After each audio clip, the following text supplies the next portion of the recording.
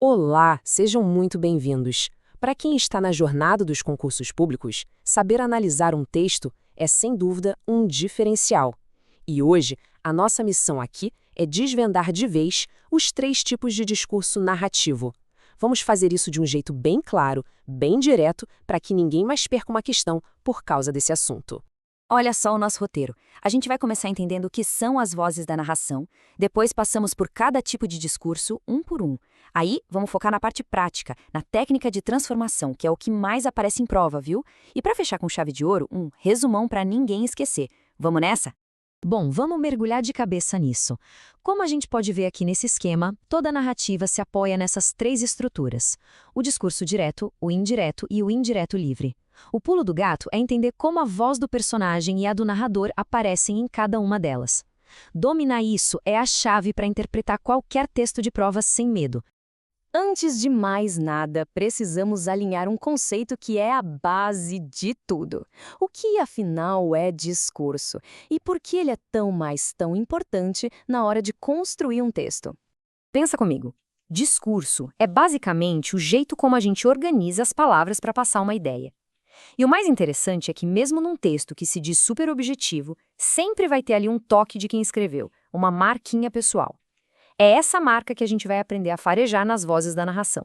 Vamos começar pelo mais fácil, o mais transparente de todos. No discurso direto, não tem filtro, não tem intermediário. É como se a gente estivesse ouvindo a voz do personagem ali na nossa frente em tempo real. A grande sacada do discurso direto é jogar quem lê para dentro da cena. O autor usa essa técnica quando quer criar um impacto rápido, mostrar a emoção do personagem na lata ou deixar a história mais ágil. O texto simplesmente ganha vida, fica muito mais autêntico. E aqui, pessoal, estão as dicas de ouro que as bancas de concurso esperam que a gente encontre. A pontuação é o sinal mais claro de todos. Viu travessão ou aspas? Opa, alerta ligado. Outra pista são os verbos de locução, tipo disse, perguntou, que vem anunciando a fala. No fim, é isso. A transcrição é fiel, sem tirar nem pôr. O mais legal de ver aqui é como esses elementos trabalham juntos. A pontuação certinha, as palavras diretas do personagem, tudo isso se junta para criar essa imersão total. A gente não está só lendo sobre a cena, a gente meio que entra nela. Agora, vamos mudar o nosso ponto de vista. A gente sai da cena e sobe, digamos, para o ombro do narrador. No discurso indireto, é ele quem conta pra gente o que foi dito. A palavra-chave aqui é filtrando. A fala do personagem não chega até a gente pura, sabe? Ela é processada e recontada pelo narrador. E por que um autor faria isso? Para resumir um diálogo muito longo, para manter o foco na narração, ou até para dar a própria interpretação dele sobre os fatos. Reparem bem nas diferenças. Aquela pontuação especial, o travessão, as aspas, some tudo. O narrador usa a terceira pessoa e geralmente introduz a fala com um que ou um se. O resultado? Uma versão já interpretada. Comparem o exemplo daqui com o do discurso direto. A exclamação "estudarei muito para esta prova" vira informação de que o aluno afirmou que estudaria. A emoção se perde e o que fica é o relato. E este esquema aqui ilustra essa troca de forma brilhante.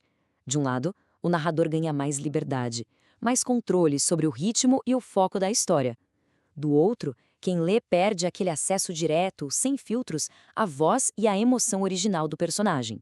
Atenção máxima agora, pessoal. Essa é a parte mais prática, a que mais cai em prova de concurso. Dominar essa conversão de um discurso para o outro é uma habilidade que, sério, garante pontos muito preciosos. Então vamos lá, a gente vai ver as regras passo a passo. É um processo bem lógico, quase uma fórmula matemática. Depois que se entende as regras, a transformação fica praticamente automática.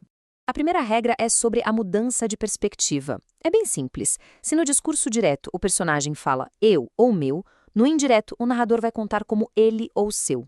A fala sai da perspectiva de quem vive a cena para de quem está contando a cena. A segunda regra é sobre ajustar o tempo e o espaço.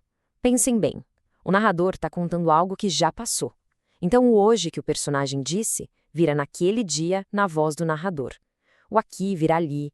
É uma adaptação super necessária para a história fazer sentido, para manter a coerência.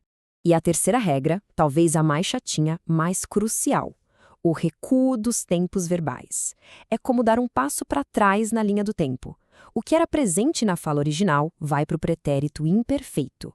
O que era futuro do presente vai para o futuro do pretérito. Essa tabelinha aqui é um guia definitivo. Agora, vamos ver tudo isso funcionando na prática. No primeiro exemplo, preciso vira precisava e esta vira aquela. Já no segundo, eu limpei ontem se transforma em ela declarou que limpara no dia anterior. Perceberam? Todas as regras que a gente acabou de ver são aplicadas direitinho, de forma sistemática. Ok, agora que a gente já dominou o direto e indireto, vamos para o tipo mais sofisticado, mais sutil, o discurso indireto livre. É aqui que a fronteira entre o narrador e o personagem fica, assim, meio borrada. A mágica do indireto livre está exatamente nessa fusão. O narrador está lá, contando a história, e de repente, sem nenhum aviso, um pensamento do personagem invade a narrativa. É como se a mente do personagem vazasse para dentro do texto. Os autores usam isso para mostrar o que alguém está pensando de verdade, de um jeito bem sutil. Olhem só este exemplo. A narração começa com "Então Paula corria". De repente, do nada, logo a mim isso tinha que acontecer. Essa é a voz da Paula, é o desespero dela, inserido ali no meio da narração, sem travessão, sem aspas, sem ela pensou que. E logo depois, a voz do narrador volta. É uma técnica muito, muito elegante. Este desenho ilustra perfeitamente o efeito final. O discurso indireto livre constrói uma verdadeira ponte que vai direto para a consciência do personagem. Ele mistura a visão de fora, do narrador, com a sensação de dentro, do personagem. Isso cria uma conexão muito mais íntima, muito mais profunda com quem está lendo. Certo, vamos amarrar tudo o que a gente aprendeu. Este é o resumo final, aquela colinha do bem para o dia da prova. O mais importante está todo aqui. Vale a pena tirar um print dessa tela. Discurso direto é a voz do personagem com pontuação para dar imersão. Discurso indireto é a voz do narrador sem pontuação especial, criando um certo distanciamento. E o indireto livre é a fusão das vozes, também sem pontuação, que gera intimidade, fluxo de consciência. Esse é um mapa completo para gabaritar qualquer questão sobre o tema.